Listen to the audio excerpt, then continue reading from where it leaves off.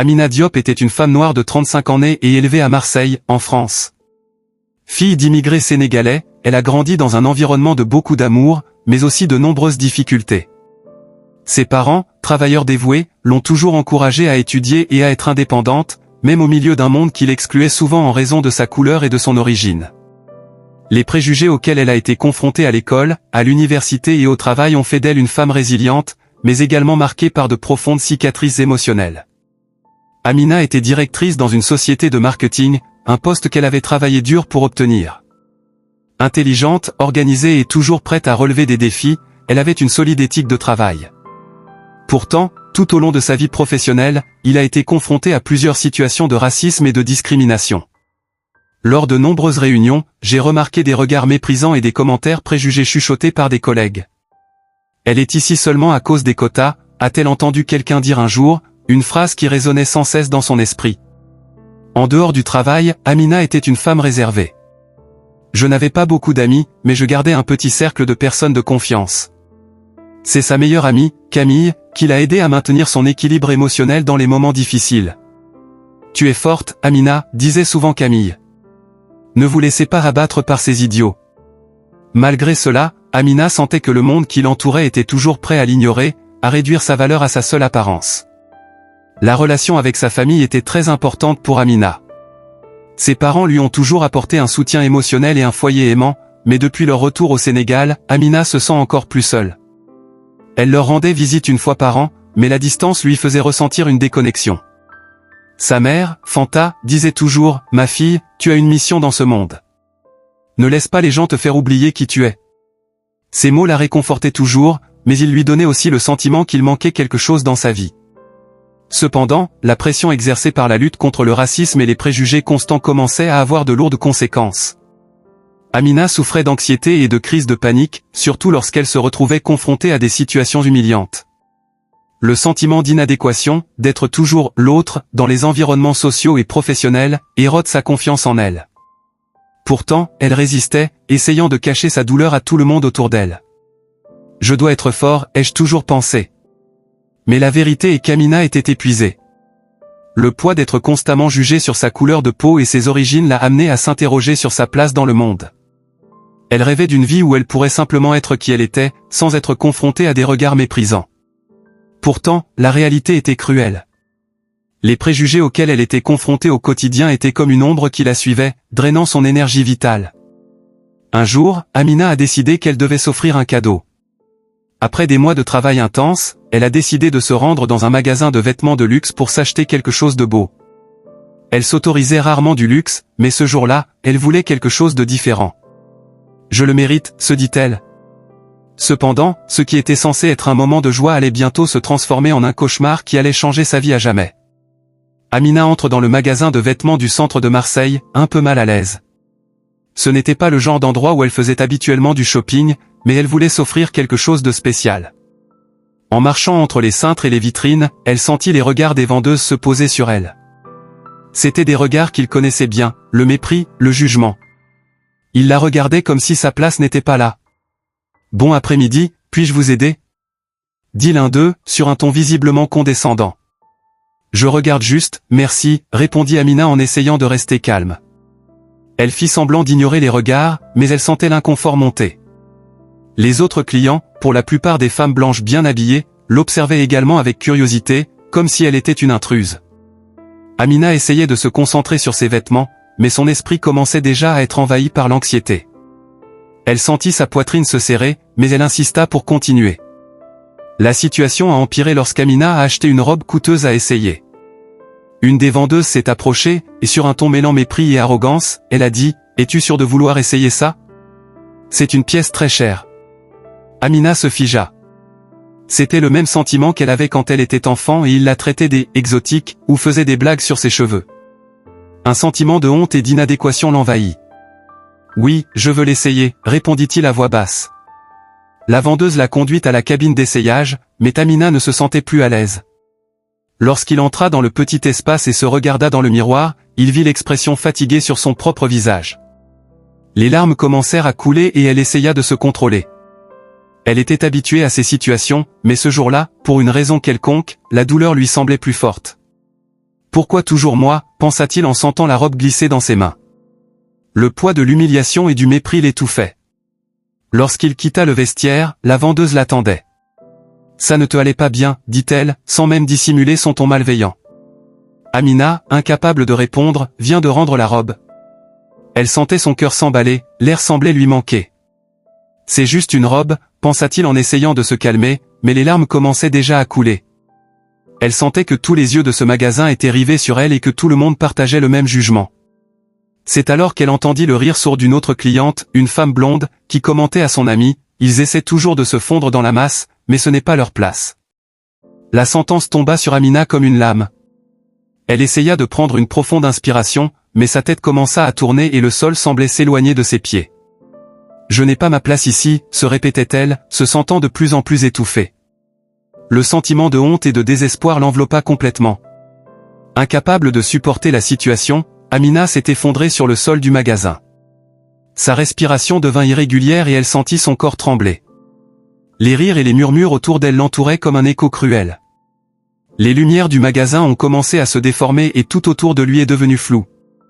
La dernière chose qu'il vit avant de perdre connaissance fut le visage indifférent de la vendeuse. Et puis, tout est devenu sombre. Quand Amina ouvrit les yeux, elle n'était plus dans le magasin. Tout autour de lui était blanc, comme un brouillard dense qui recouvrait chaque centimètre carré de l'espace. Le silence était absolu, mais il régnait dans l'air une étrange tranquillité. Elle essaya de bouger, mais son corps semblait en apesanteur, comme si elle flottait. « Où suis-je » murmura-t-elle en regardant autour d'elle, confuse. Il n'y avait ni mur, ni plafond, juste une immensité blanche qui s'étendait à l'infini. Soudain, des formes commencèrent à émerger de la brume. C'étaient des silhouettes humaines, mais sans visage. C'étaient des êtres de grande taille, enveloppés d'une douce lumière, qui semblaient marcher vers lui. Amina a tenté de battre en retraite, mais s'est rendu compte qu'elle n'avait nulle part où s'enfuir. Son cœur s'emballa. « Qui êtes-vous » demanda-t-elle, mais les personnages la regardèrent en silence, comme s'ils attendaient qu'elle en dise davantage.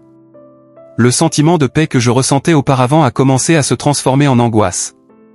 Petit à petit, Amina réalise que ces êtres n'étaient pas là pour lui faire du mal. Il y avait une présence sereine en eux, quelque chose de presque réconfortant mais en même temps bouleversant. Elle avait l'impression que son âme était exposée devant eux. « Pourquoi suis-je ici » a-t-il demandé à voix haute, sa voix résonnant dans l'étendue blanche.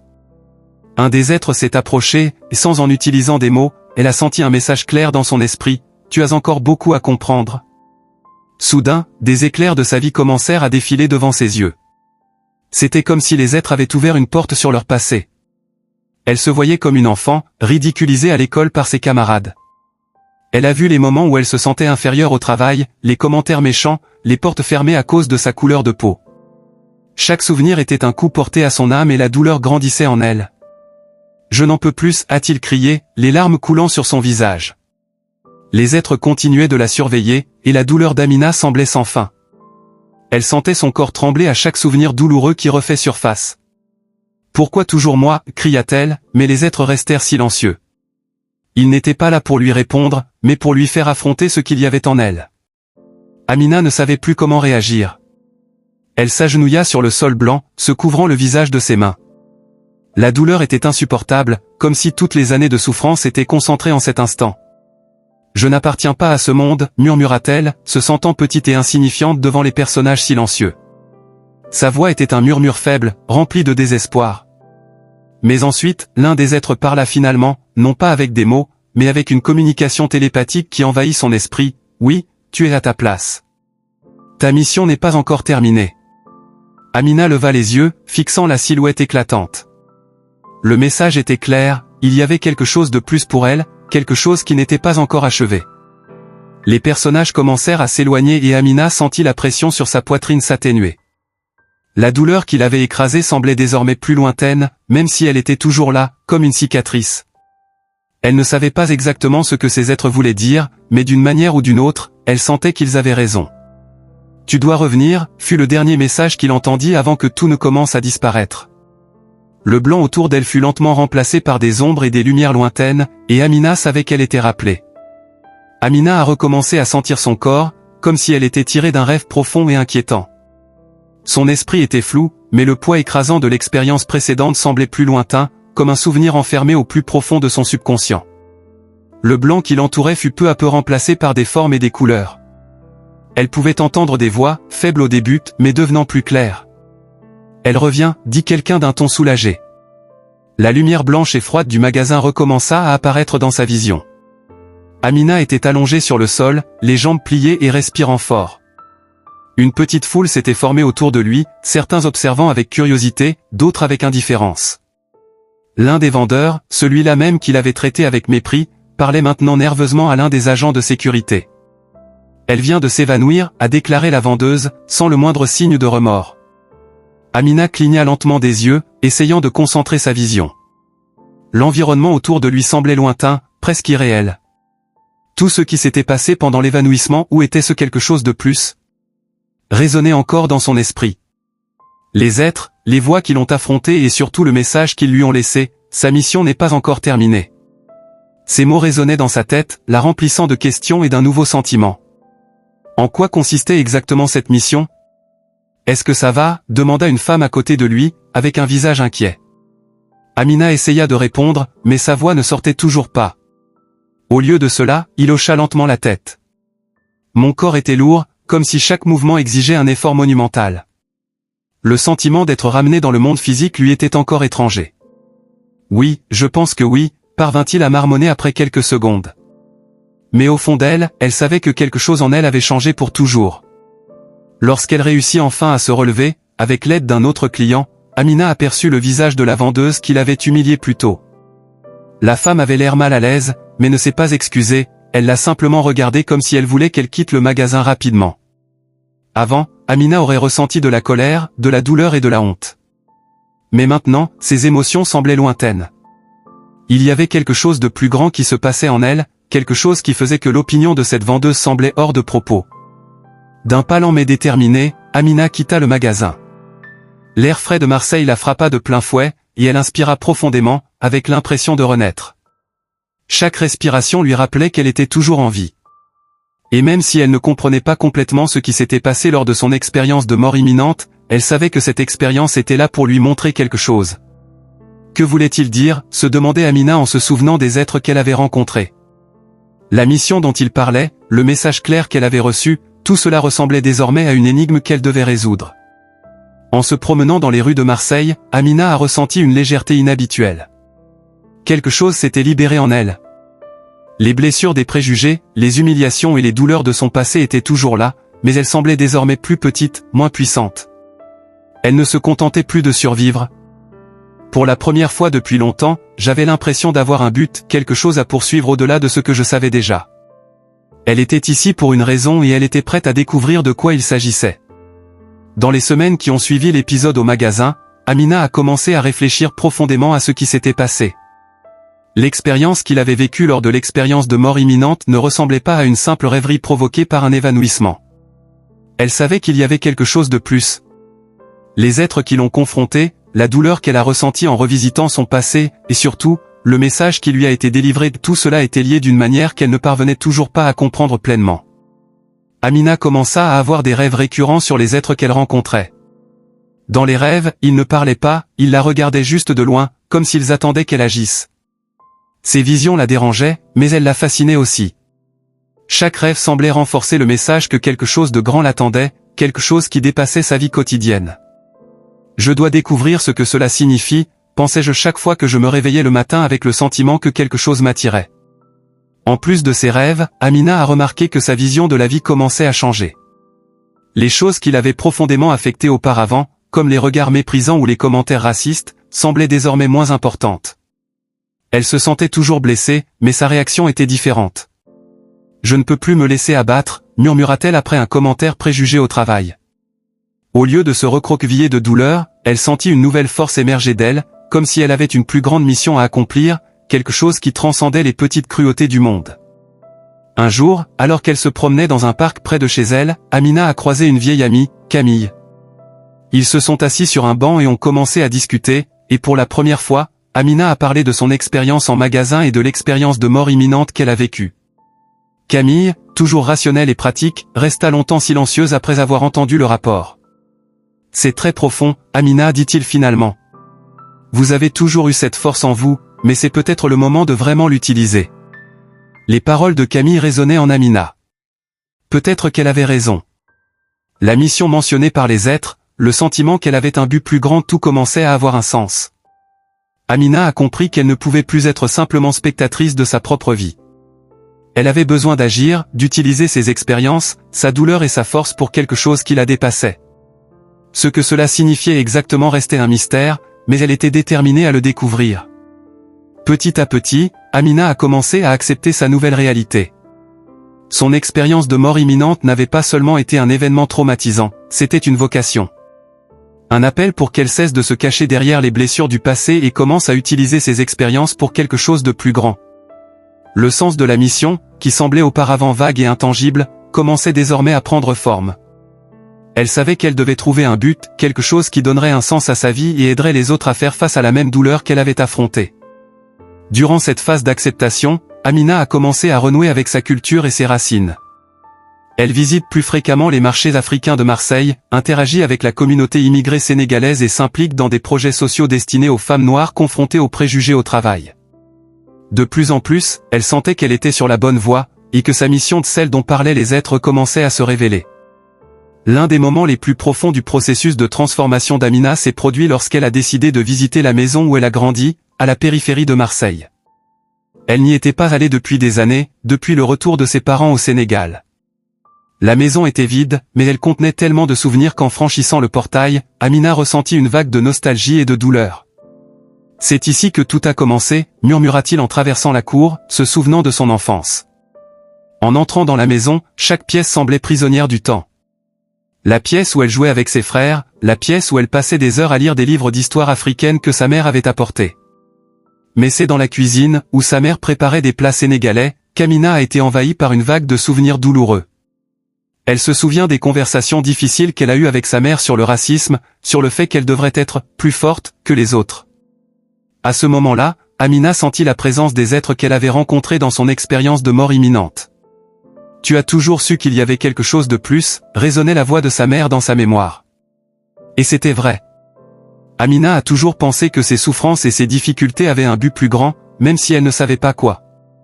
En revisitant son passé, elle réalisa que toutes ces douleurs la préparaient à quelque chose de plus profond. « J'avais besoin de traverser cela pour comprendre ce que signifie être fort », pensa-t-il. Et, d'une certaine manière, cela lui a apporté la paix. Les souvenirs de douleur ont commencé à se transformer en leçons. Amina a réalisé que même si elle avait beaucoup souffert, son passé avait également fait d'elle une femme résiliente et forte. « J'avais besoin de ces expériences », se murmura-t-elle en touchant le comptoir de la cuisine où elle pleurait tant de fois, effrayée par ce que l'avenir lui réservait. Désormais, avec une nouvelle vision, elle considérait chaque douleur, chaque moment d'humiliation comme une étape nécessaire dans sa croissance. Assise à l'ancienne table de la cuisine, Amina ferma les yeux et tenta de se connecter avec les êtres rencontrés lors de son expérience de mort imminente. Elle voulait comprendre davantage, elle voulait des réponses aux questions qui la tourmentaient encore. « Quelle est ma mission ?» murmura-t-il à voix haute, attendant une sorte de signe. Et puis, un sentiment de paix envahit son corps.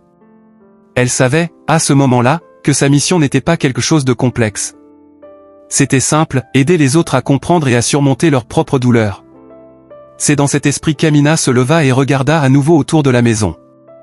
Elle savait que c'était la clôture d'un cycle. Son passé, son enfance, sa douleur, tout cela était désormais apaisé. Et sur ce, elle était prête à passer à autre chose. La mission que les êtres lui avaient confiée n'était pas quelque chose de grand, mais elle était profondément transformatrice. Elle reviendrait dans le monde, utiliserait ses expériences pour aider ceux qui souffraient comme elle avait souffert. En quittant la maison de son enfance, Amina avait le sentiment de laisser un fardeau derrière elle. Elle n'avait plus besoin de porter la douleur et la souffrance comme un poids. Maintenant, ses sentiments s'étaient transformés en quelque chose qui la renforçait, quelque chose qui la guidait vers l'avenir. « Je comprends », pensa-t-il en fermant le portail et en regardant la maison une dernière fois.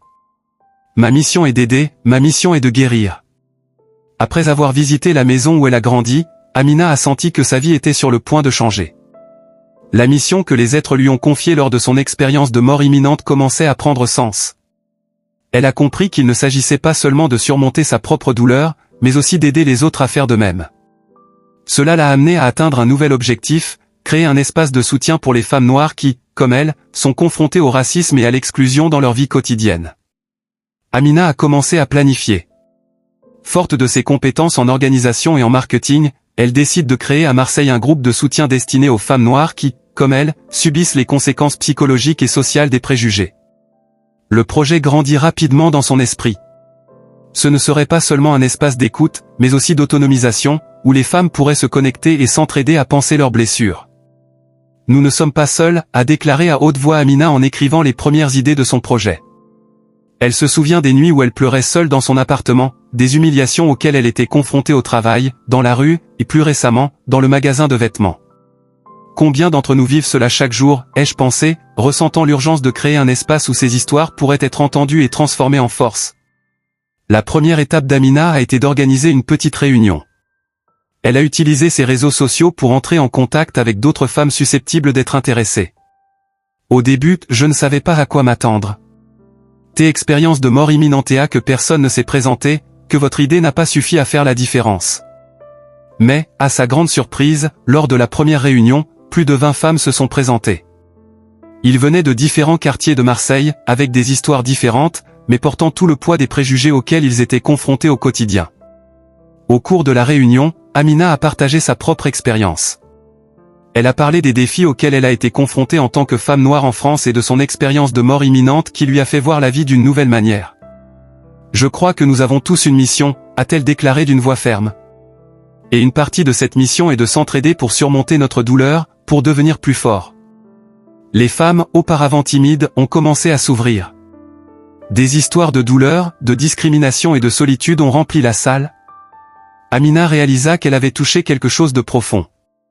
Ces femmes, comme elle, portaient de lourds fardeaux, mais elles n'ont jamais eu d'espace où elles pouvaient être entendues sans jugement. La réunion s'est transformée en quelque chose de plus grand que ce qu'Amina aurait pu imaginer. Le groupe de soutien est devenu un refuge, un lieu où ils peuvent non seulement partager leurs histoires mais aussi se renforcer mutuellement. Amina savait qu'elle avait trouvé sa voie. C'était sa mission. À chaque nouvelle réunion, de plus en plus de femmes rejoignaient le groupe. Ils ont créé des liens, se sont soutenus mutuellement dans les difficultés et ont peu à peu transformé leur douleur en résilience. Amina, qui se sentait autrefois seule et perdue, était désormais considérée comme une leader, un guide pour ceux qui avaient besoin de force.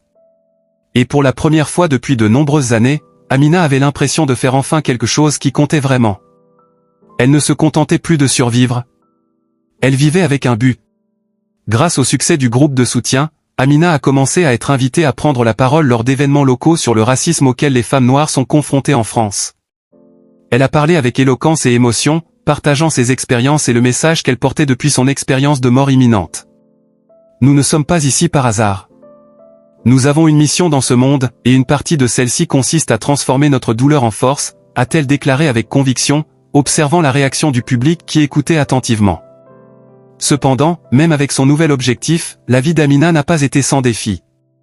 Les préjugés la suivaient toujours et il y avait des moments où elle était tentée de retourner à son état antérieur de douleur et d'isolement.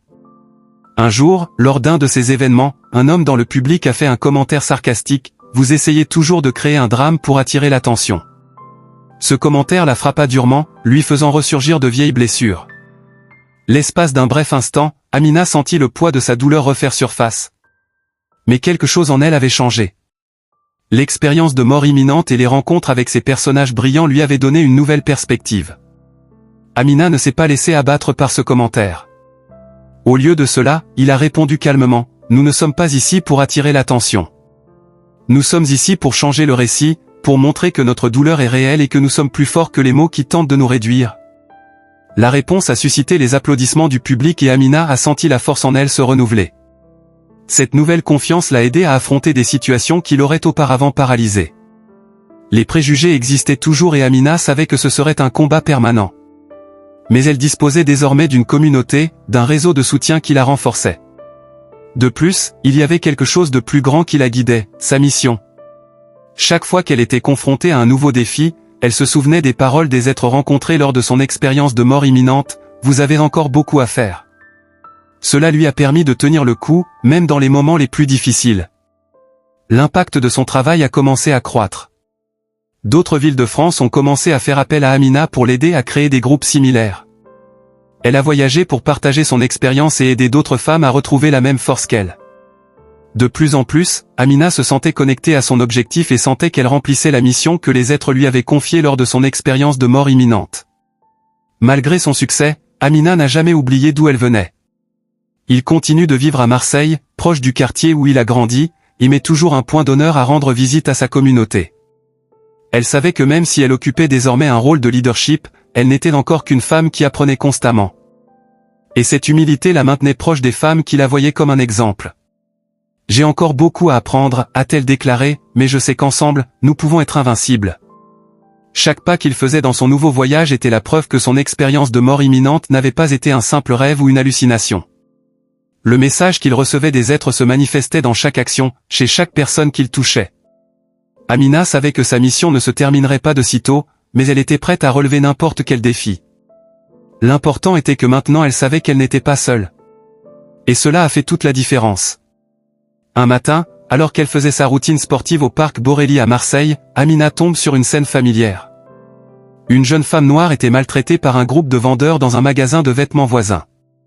Le scénario était presque identique à ce qu'Amina avait vécu il y a des mois, et cela la paralysait un instant. Cependant, quelque chose en elle s'éclaira. Elle savait qu'elle ne pouvait pas laisser cette jeune femme vivre ce qu'elle avait elle-même vécu sans intervention.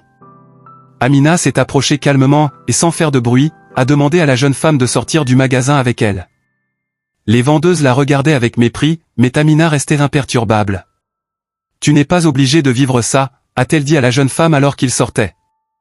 La femme, qui s'appelait Fatou, était visiblement secouée. « Je ne comprends pas pourquoi ils nous traitent ainsi », a-t-elle déclaré, les larmes aux yeux. Amina ressentit un élan d'empathie. Elle savait exactement ce que ressentait Fatou. Amina a emmené Fatou dans un café voisin et a patiemment écouté son histoire. Elle venait de déménager à Marseille depuis une petite ville de Guinée. J'essayais de m'adapter à la vie en France, mais j'avais déjà fait face à plusieurs épisodes de racisme et d'humiliation. C'est comme s'ils ne voulaient pas que nous existions ici, dit Fatou, la voix brisée.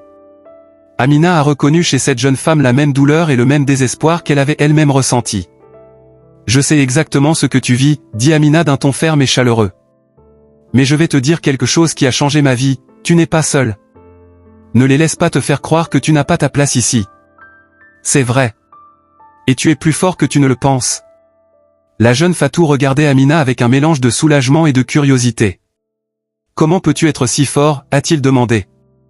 Et Amina de répondre, parce qu'à un moment donné, j'ai décidé que ma douleur ne me définirait plus. Après cette rencontre, Amina a invité Fatou à rejoindre le groupe de soutien qu'elle avait créé. Fatou était réticente au début, mais après avoir participé à une réunion, il a réalisé à quel point cela faisait une différence. Comme les autres femmes, elle a commencé à partager ses histoires, et petit à petit, a commencé à transformer sa douleur en résilience. Amina, voyant les progrès de Fatou, éprouva une profonde satisfaction. C'était ce que les êtres attendaient d'elle. C'était le but de sa vie. Amina savait que ce n'était qu'une des nombreuses femmes qu'elle aiderait. Chacun d'eux a apporté une histoire unique, une douleur particulière, mais ils étaient tous liés par la lutte contre les préjugés et la recherche d'un lieu d'appartenance. Et, aussi difficile que cela ait été, Amina se sentait préparée. Sa propre expérience de mort imminente l'avait préparée à ce voyage de guérison, non seulement pour elle-même, mais aussi pour d'autres femmes. Les retrouvailles avec le passé d'Amina n'ont pas été un moment de douleur, mais de guérison. Elle a non seulement surmonté le traumatisme qu'elle a vécu dans le magasin de vêtements, mais en a également fait une opportunité d'aider les autres. Et à chaque nouveau jour, elle se sentait plus forte, plus connectée à sa mission, plus sûre d'être sur la bonne voie. La mission que les êtres lui avaient confiée s'accomplissait, étape par étape. Les mois ont passé et le groupe de soutien fondé par Amina a continué de croître. Des femmes de toute la France viennent vers elle, cherchant du soutien, des conseils et un lieu où partager leurs histoires. Amina se considère désormais non seulement comme une leader, mais aussi comme un guide pour ceux qui, comme elle, ont besoin de transformer leur douleur en quelque chose de plus grand. La mission que les êtres lui avaient confiée lors de son expérience de mort imminente était en train de s'accomplir, et cela lui apportait une profonde paix intérieure. Amina savait que son voyage était loin d'être terminé, mais elle avait le sentiment d'avoir trouvé son but. Le traumatisme qui l'écrasait autrefois était désormais la force qui la conduisait. Et chaque fois qu'elle aidait une nouvelle femme, chaque fois qu'elle voyait l'une d'elles se relever avec plus de confiance, elle savait qu'elle était sur la bonne voie. Simba, le chien qu'elle avait symboliquement retrouvé dans ses rêves, lui rappelait constamment qu'elle n'était jamais seule. Un jour, en se promenant dans les rues de Marseille, Amina découvre quelque chose d'inattendu. Dans un coin, gisait un chien errant, aux poils emmêlés et sales, mais avec des yeux qui exprimaient un profond sentiment de solitude. Amina s'arrêta et regarda l'animal dans les yeux. Quelque chose dans ce regard la toucha profondément, comme si elle était confrontée à un souvenir. « Tu as aussi besoin d'aide, n'est-ce pas ?» murmura-t-elle en s'agenouillant à côté du chien. Amina tendit prudemment la main et le chien, initialement hésitant, s'approcha lentement. « Tu me rappelles quelqu'un ?» dit-elle en souriant tendrement. Le chien commença à remuer la queue, comme s'il comprenait ce qu'elle disait. Amina savait que ce moment était plus qu'une simple coïncidence.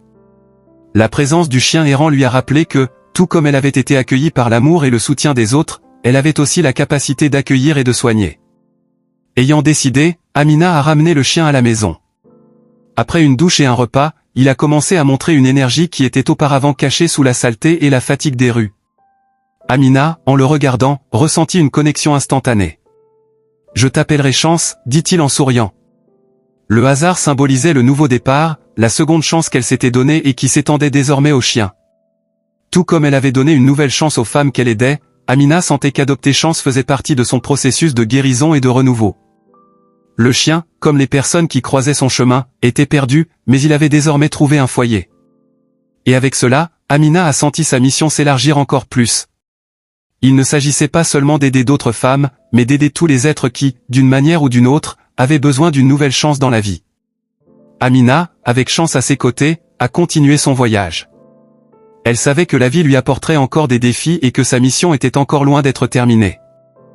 Mais maintenant, elle avait quelque chose qu'elle n'avait pas auparavant, la certitude de son objectif. Chaque nouveau jour était une opportunité de vivre pleinement cette mission, de transformer votre douleur en force et de guider les autres à faire de même. Amina avait changé pour toujours et sa vie était désormais consacrée à transformer le monde qui l'entourait.